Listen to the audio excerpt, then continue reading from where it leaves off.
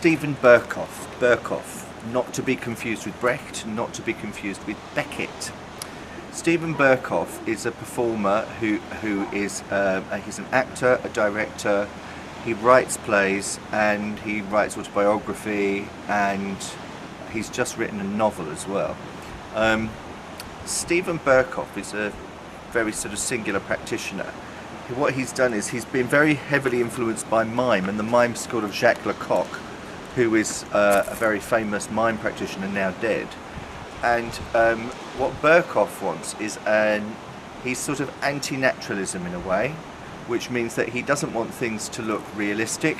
So for example, if it's a Shakespeare play and a sword is required, rather than have a physical prop sword, he would prefer his actors to mime the drawing of a sword from the holster, because he feels that the audience should be allowed to use their creative imagination rather than to have everything very literal.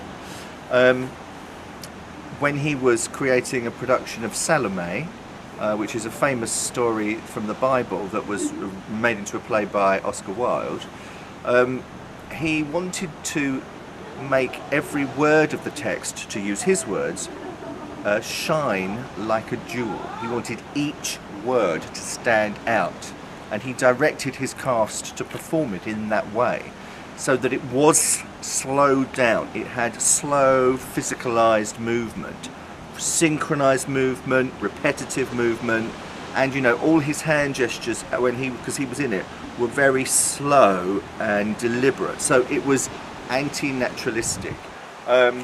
He's a non-naturalistic performer. He directs his plays not to be naturalistic.